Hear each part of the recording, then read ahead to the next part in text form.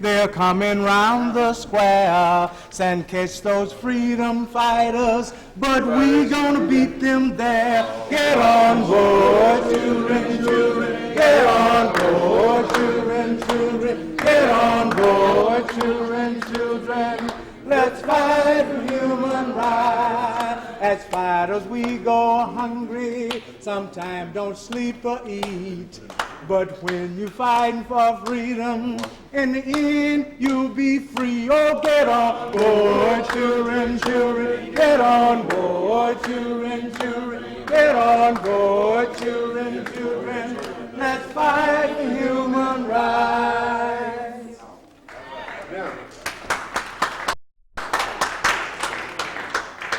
if you want some more of the bullet number 3, so you can share that information with people in the counties as part of this process, we have the packages right over here in clips of 20 so that you can take them back to your committees. There are 10 packages of 20, so there should be more than enough given the counties who have attended tonight. I want to thank all of you for coming. It's been a good meeting, and we're going to see you all again very soon, because we're going to be on a very short timetable. In 1991, there was a group of us working together, and somebody, I don't remember who, told me to go to Mace and to talk to Mike and a couple more people down there. And that's what started my relationship with Southern Echo. And when they came, they guided our group on what to do and how to do it. The part that Southern Echo played with us is through training sessions. We would have workshops, and he would give us flyers and just teach us. And they told us in the beginning that we was going to have to do the work, in which we did, but they would be there to back us up, you know. I'd certainly like to thank you all for coming out, and if not brazing the weather right now, it's certainly cold. And we was really concerned about the turnout tonight, but we got a good turnout, and I certainly thank you. And we'll be involved in this process for the next day and a half, tonight here in Rolling Fork and tomorrow in Greenville at the Mace Building. And in ways of introduction, I'd like to let you know about the persons that's involved in this whole process.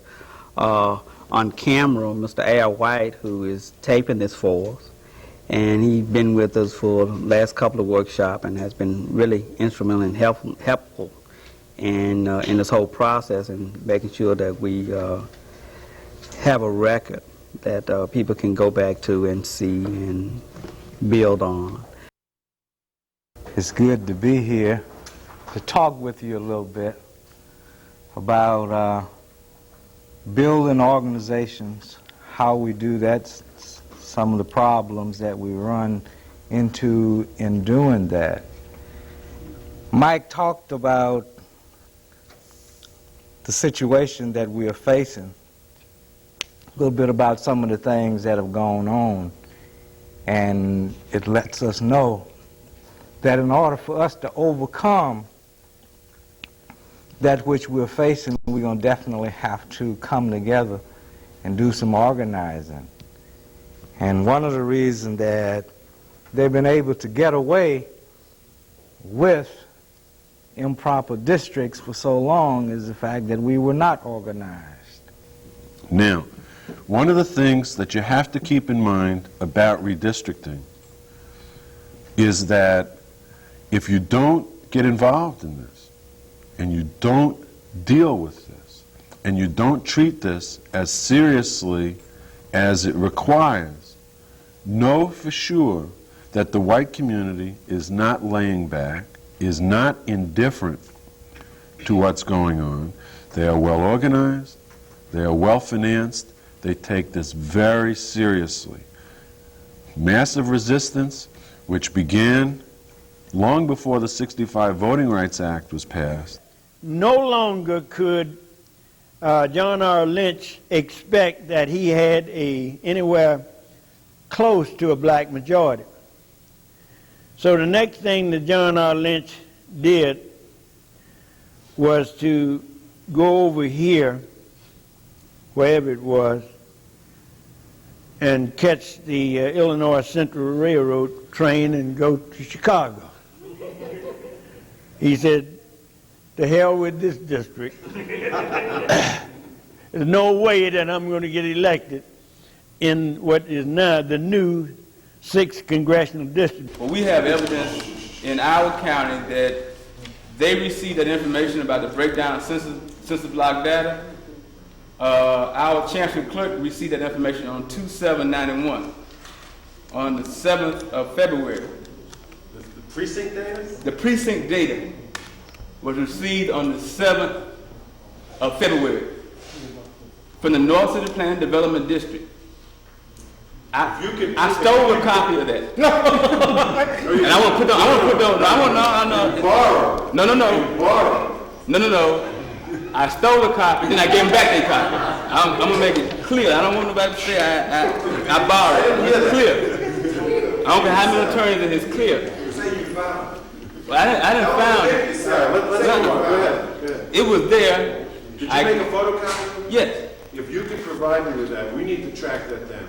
Because if that's true, there's been some massive lying going on. That's why I want to put forward. We thought it was true, but we had no proof of it. We need to find that out. I got the document that says 20791 with me tonight, and I'll bring it back over and let you have 20791. Mr. Lindsey Roberts, Jr. Thank you, Chairman. Thank you, Chairman Miller. On behalf of the Montgomery County Board of Supervisors, we have reduced to writing our proposed against the proposed representative for our district, which will be divided up into 4 equal parts. My question, as being a minority supervisor on our Board of Supervisors, is that I represent a district that will be represented by 3 different representatives. If any citizen in Montgomery County needs anything, who would they in terms go to? As Mr. Harris forestated, that we will have less than 15% representation from any of these. If we need anything for our particular county, who can we go to? Any candidate that runs, it's not whether or not they win or lose, it's the voters that really lose. They're the ones that put it whereby that we can be elected. Mr. Chairman, member of the Reapportionment Committee, ladies and gentlemen. My name is Robert Hall. I'm a member of the Tunica County Redistricting Committee. I'm here tonight to urge you to please accept the alternative plan, the one that has been presented by Representative Flaggs. To the chairman and other distinguished guests of the panel and other citizens, my name is Jerome Little. I hail from Tallahatchie County, the 2nd Congressional District. I represent the Tallahatchie County Redistrict Committee. I'm the Vice President of the Tallahatchie County NAACP and serve chairman of the Political Action Committee of the Tallahatchie County NAACP.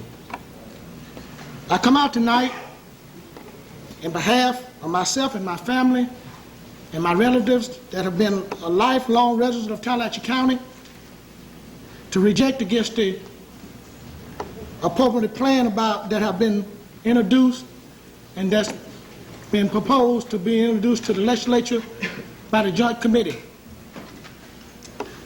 And the reason I reject this plan in behalf of my family and myself, because it violates the Voters' Rights Act of 1965. I have reason to believe that the plan do not give the blacks of this state the maximum number of chances to elect their own representative to serve in the state legislature. Testimony that's already have been given in this place tonight that it would take Ray Charles, blind as he is, to not to realize that the law had been violated. Is it possible in the Biloxi area to create another minority district by taking the blacks and using the Vietnamese in there, which whites have forgotten, and black folks are thinking about? You got impact districts, and we're not even talking about, we haven't talked about impact districts. I don't think it's possible to get a majority district basically where people live. But we have pushed up where we could, and we haven't gone over there because we've got time restraints here. We have what we call impact districts. Now, an impact district is a district where you utilize, I think, to the max, black folk. For instance, up in DeSoto County, where you got the total population of about 15% black, rather than just spread them out around to many districts, we decided that it's better to try to keep blacks together as a cohesive group so that at least they can have some push on at least one of them. We have a district up there that's 25% black, and that's impact for DeSoto County. Whereas there are many other districts that we got at 50%. We got a lot of 50% districts that we haven't talked about. And on the coast, we don't think we have a 50% district, but we certainly have 40%, 30-40% districts, which black folk can have some means of applying pressure to the people who will be represented. So we have impact districts, and we don't have those on the map. But when our final plan comes out, you'll be able to see those too. Right here is Cleveland. Now you draw a line straight across there, and it's about a mile or two from the top of Senate District 22, which is over in Sunflower County. And be careful. Now from this point going all the way up here to Tennessee is 61 miles. And from this point down through Senate District 22, all the way down here to a few miles above Edwards in Hinds County is also 61 miles.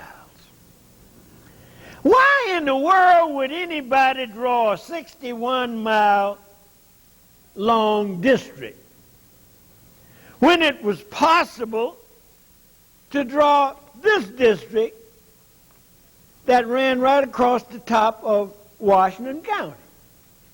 And that's the district that I propose as a member of the Joint Legislative Reapportionment Committee. They kind of laughed at me for proposing that district. But it would have been over 65% black, and you would have had it. Most of the population would have come out of Greenville and over in Leland. That would have been it. I'd like to add that under the Senate plan, which is this plan right behind us, the one that the Joint Committee devised, there are a total of 5 districts with black population, with black voting age population of over 60% black. Now, in the past, we have used 65% total population as a figure, but we have found recently that voting age population is a better gauge to use, and the courts and Justice Department has accepted a 60% black voting age population as being an electable district, because 60% black voting age usually means higher than 65% total black population. This plan that they did had 5 districts that were over 60% black voting age, none of them in the Delta. Now this is a house map over here. If you could look at these colors, and Representative Blackman is going to explain the difference between those colors and these colors. These colors basically represent where the black people live.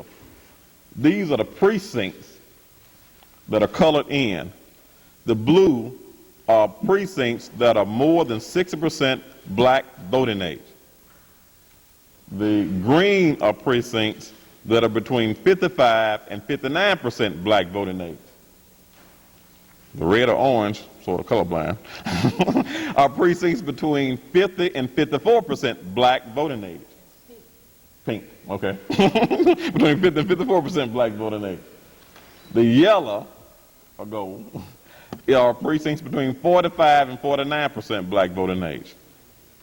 The importance of this is to show you that black people live on the river where the big plantations used to be on the western half of the state, all the way up and down. That's where black Senate district should be drawn. That's where black House district should be drawn. And in the Golden Triangle area, there are a lot of majority black precincts along the Alabama line from Columbus down to Meridian. That is where black people live. That is where black majority electable districts could be drawn. You have in your package, just for your information, on page 7, a little small map of the present congressional districts as they exist today, with the notation at the bottom of what the deviations are, what the percentage of black voting age population is. And you will notice that those deviations are substantial. Not as much as the legislature, but in percentages, but in numbers, in sheer numbers, there are substantial deviations from the norm. And this committee, first thing that this committee is supposed to determine is whether or not there should be a congressional redistricting. We can take all that up at the same time as we take up anything else. If there is a motion that we now determine that there is a need for redistricting, and we should proceed to do that, the chair would entertain that motion.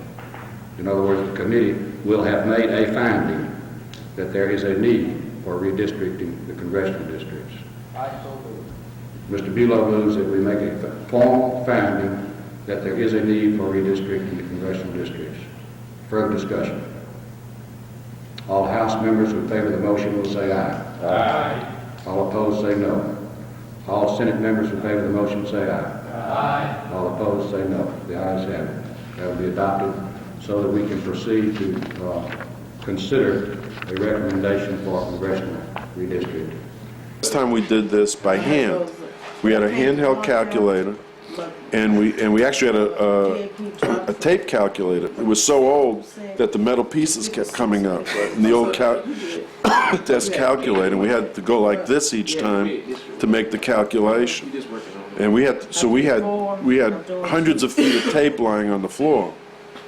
On the computer, we instantly see the calculation. We don't have to do all of that math ourselves. I think political redistricting is a very tangible thing for people when it's clearly done in their community, when people see where the lines are, on a particular map, when they know, it falls on that, in that neighborhood, by that house, on that street, and so on. When you have the tools that you have here, then you have an immediate advantage in terms of visual communication. The advantage that the computers give to this is that you can do things much faster.